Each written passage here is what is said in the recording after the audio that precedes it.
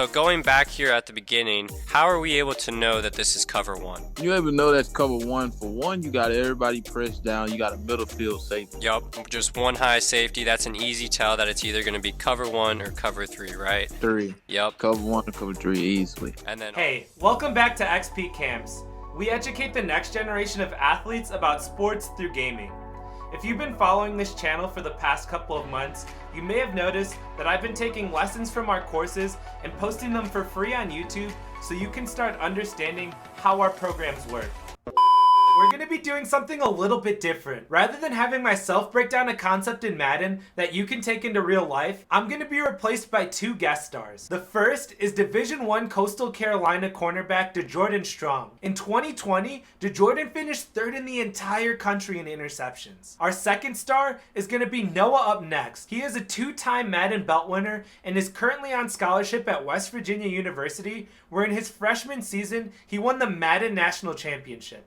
He has over $300,000 in earnings on the Madden Pro scene, so between these two guys, you're going to have a ton of football knowledge given to you. If you like this collaborative style of content, drop a like and a follow below, as the support on this video will let us know that we should do more collaborative content with college stars, Madden stars, and even NFL stars in the future. As always, I appreciate you clicking on the video, and I appreciate you supporting our channel, so let's jump into it. Alright, so you got basic cover one going on, and that's just basic man coverage. So to the left, you got doubles over there. To the right, you over here on the field side, you got doubles, but you got your tight end. So basically, with cover one and man coverage, you want to force them inside to your help, but since Slay to the field side with basically nobody out there to help him but the sideline, he can play this inside and, use his friend on the sideline to help him out to cushion all that room the receiver got in his space. So on this clip right here in practice, Slay was able to get his hands on him, properly wait on him,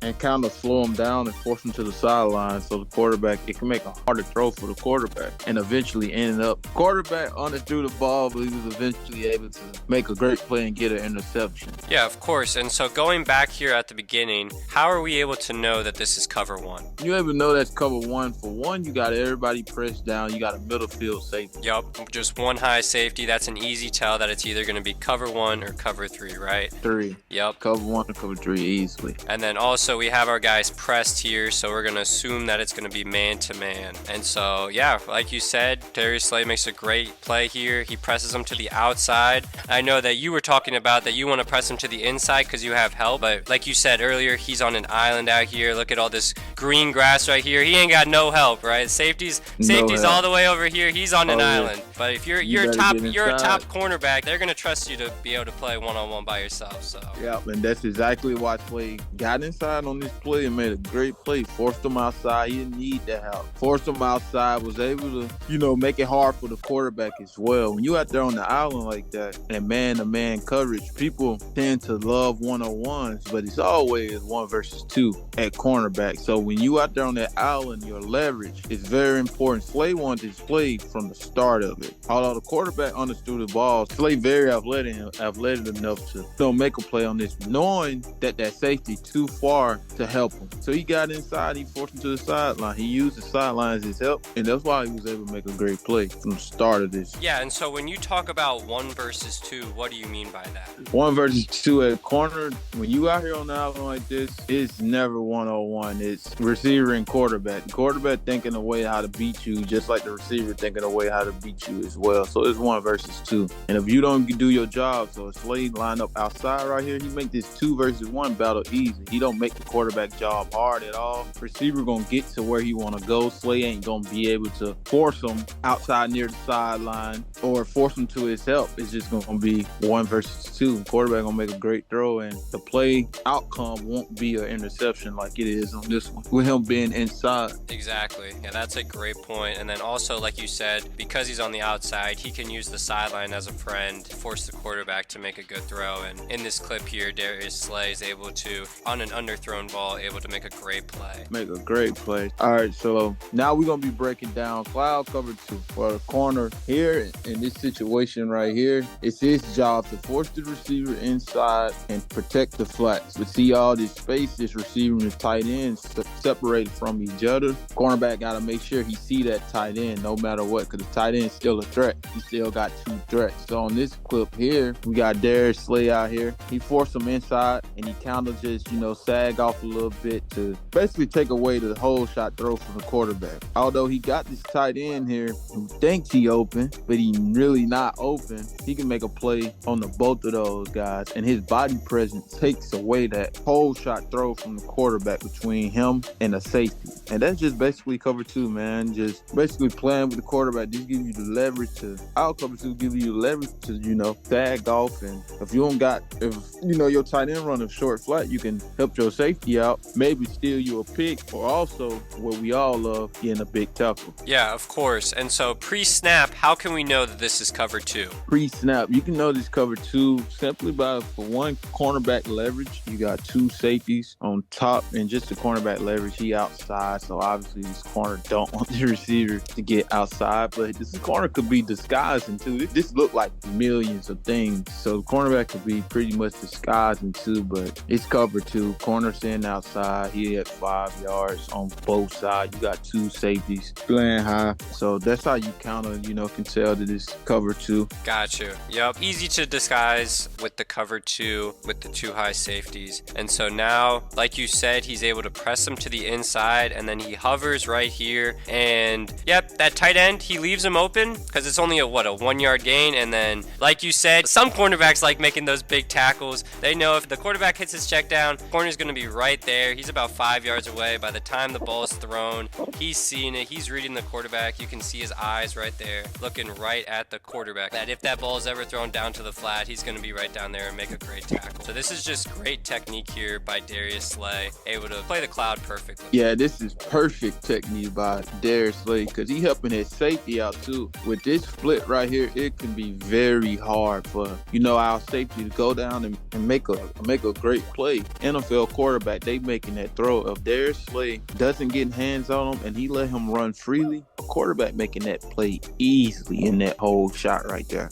But since Darius Slay was able to, one, get hands on him, and 2, slag off a little bit, just in between the tight end and receiver, so he can go down and make a play. Maybe the tight end get 2-3 yards, who knows? But if that quarterback throws to number 1, he's either in a body bag or it's a pick from the safety or Darius Slay. So from the start of his leverage, his eyes, splitting to both of those guys, he was able to take away a big game because the quarterback seems as if he's looking for this number 1, and with Darius Slay getting hand on him and forcing him inside, quarterback won't make that throw. And so by the time he wanted to throw the check down, it was too late. He already getting sacked. So starting off from this, from the technique, from the leverage, from eyes perspective, getting hands on them technique, it was a great play all around. And plays like this easily go unnoticed. Yeah, exactly. And I think a perfect example of what not to do was in this past Steelers versus Jaguars game this past weekend. The same exact play happened. They motioned out Travis Etienne to the outside. The Steelers were in cover 2, and Minkah Fitzpatrick was actually out of the game because he got hurt, and so they had the backup safety in. And the cornerback was not able to get hands on Travis Etienne. He runs a streak down the sideline, and like you said,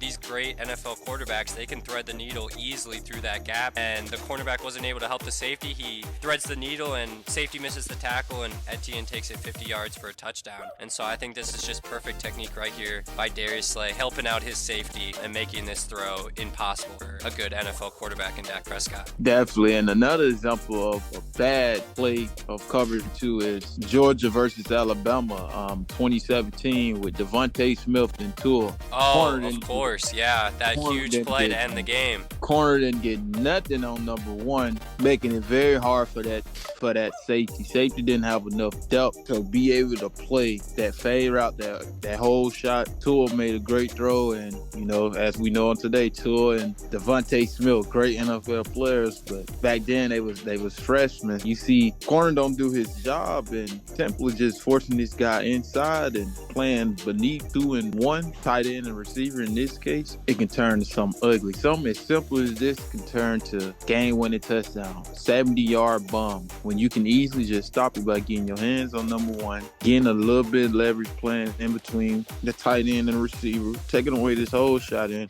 If that quarterback want to throw that check down, man, let him throw that check down. Don't let him get that open hole shot, or don't screw your safety. That's very important in cover two, especially at corner. Do not screw your safety, because this could be a very ugly play if the corner just simply don't get his hands on the number one receiver. Yeah, there's countless examples, and I think a lot of people don't understand how important that connection with their cornerback, knowing their safeties, right? You got to know what your safety strengths and weaknesses are, and you got to play it together as a tandem and as a team, especially when you're in a zone coverage. You know, it's all teamwork. So like we said, Slay makes a great play. There's tons of examples where guys, as we mentioned earlier, where guys do not help out their safeties, corners don't help out their safeties, and it can turn really ugly. But let's get into the next coverage. All right, so pre-snap. All right, at corner, cover three, we love cover three. Pretty easy, just stay your butt back. But this can be very hard, because at corner, we get so locked in on number one, and we simply miss that tight end that's tucked up in there. So at corner, cover three first, identify your threats. All right, and we out here in doubles, so we got two threats. Leverage as well. You see Slay, we all know cover three, you're supposed to be